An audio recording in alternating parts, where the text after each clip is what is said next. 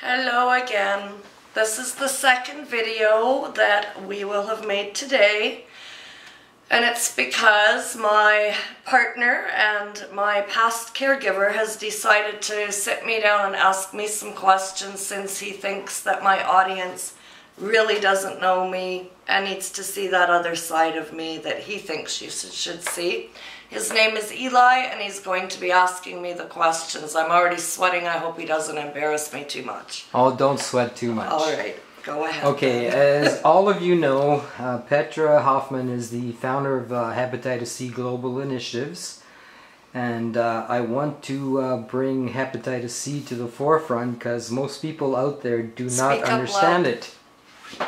Speak up. You have to speak up loud. It won't pick it up. Don't stop it, please. Okay. Anyways, like I was saying, most people out there do not understand it, don't get it, but most of all, they fear it. It is not a disease you can get from touching, squeezing, or loving someone close to you.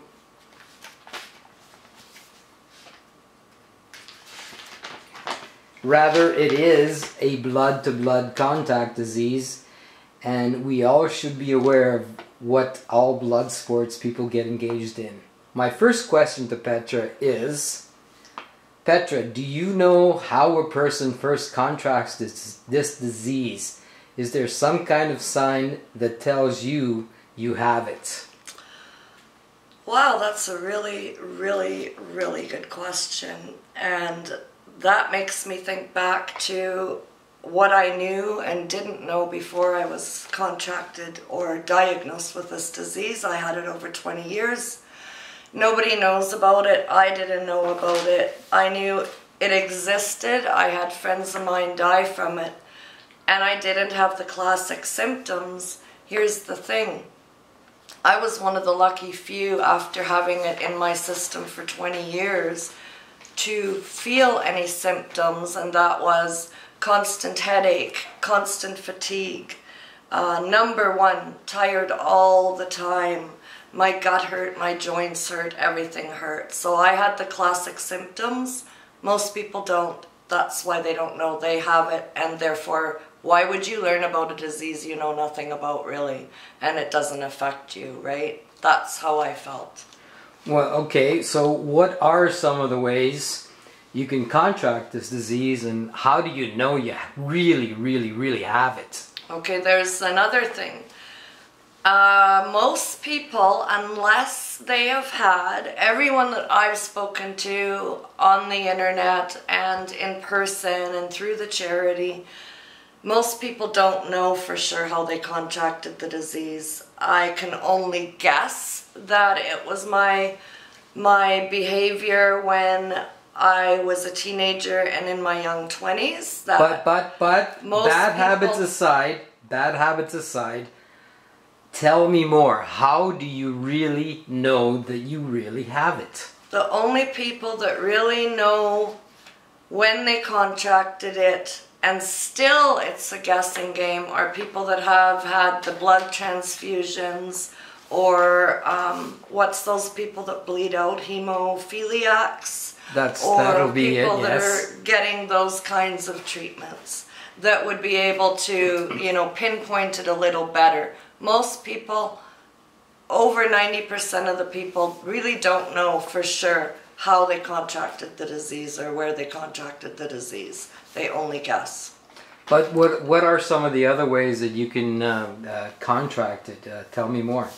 You can contract it through fighting, people, bouncers in bars, or fighting, or I used to fight when I was in school too, bloody knuckles.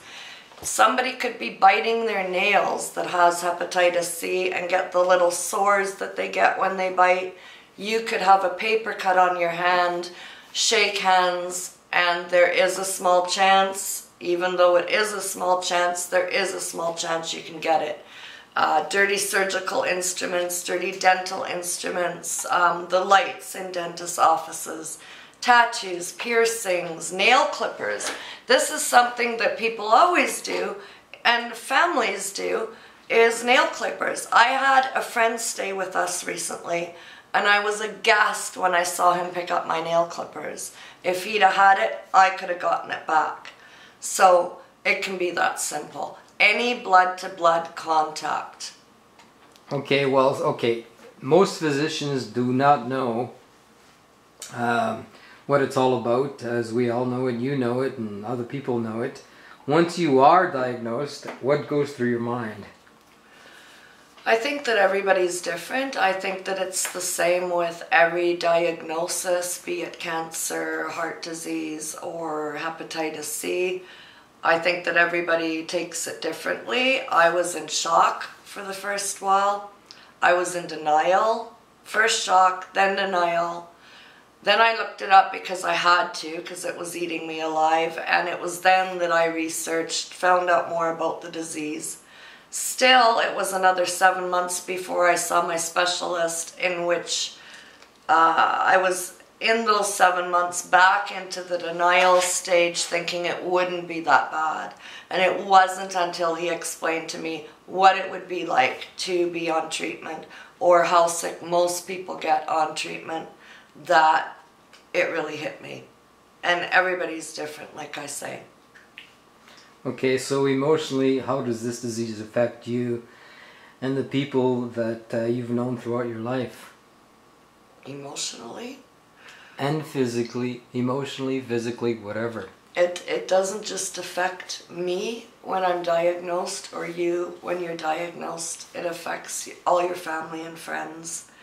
And even if you get diagnosed and you're too scared because of the stigma, the horrible stigma that only junkies get this disease and drug addicts. Yes, but has it alienated you with family, friends, etc.?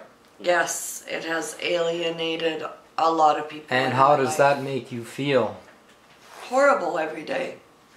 I try to not think about it. I've lost my closest family. And so do a lot of people. And so even when you don't share this with your family, it still affects them, because they know you're sick. They know you're on treatment for something, that you're undergoing something. And sometimes not knowing can be as scary as knowing. And it's really hard to hide, especially if you do have to treat. There are some people that die of the disease and never treat because they can't tell anyone. Not their wives, not their kids, not their closest friends, because of their own shame, because of the stigma.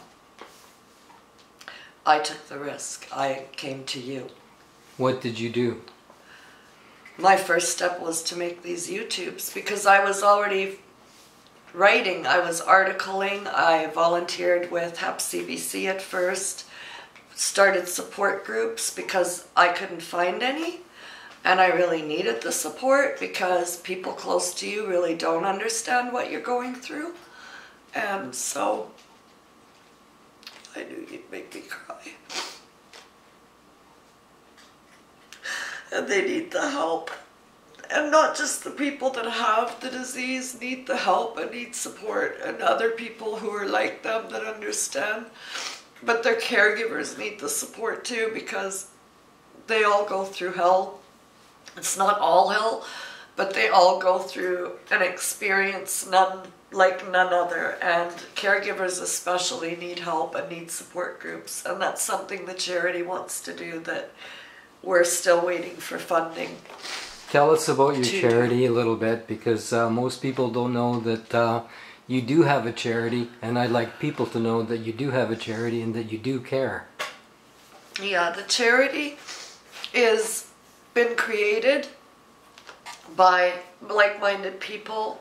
However, we haven't been able to get it off the ground financially, but once we do, the charity will help people understand. It'll educate people. We want to get into the schools and the jails and into the general public. We want to get into medical units and educate nurses and doctors. Doctors don't know everything, and they can't possibly know everything. So we want to be able to do that, to educate and do awareness educational programs. We want to do helplines.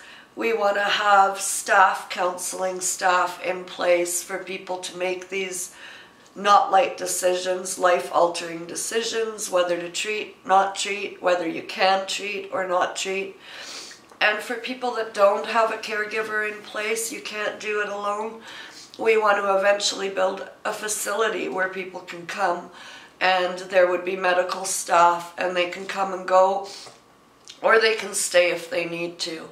We need to have people going into people that are treating's homes and help them with their housework, help them pick up their groceries, run their errands, pick up their medicines, because I know I couldn't drive when I was on treatment. I was right out of it. And my daughter drove once and we almost got in a really bad accident, and you don't want to drive when you're on those meds. I know that for myself. So we need all these services in place, and that's what the charity wants to do. That's our mission statement. Okay, so in your own words, is this a treatable disease? Can it be treated in the future? Is there some kind of treatment that is now available to people? And if so, let me know what it is. There is the newest treatment out is a 3-tier treatment. It's the same I took. It's interferon, ribavirin, and a protease inhibitor is the 3rd drug. The side effects are often more pronounced. So there is no one treatment, no one drug that does the trick. It's no, but they either are 2 or 3, and I'm talking about now and maybe possibly in the future. Is there just one drug that's going to do the treatment well, or do you have to go through 3 or 4 or 5 or whatever it is? It's 2 or 3 different drugs right now. The closest they are now to a new treatment, they've had 100% success rate in some of the trials, is an oral treatment. And the drug companies are racing for this treatment.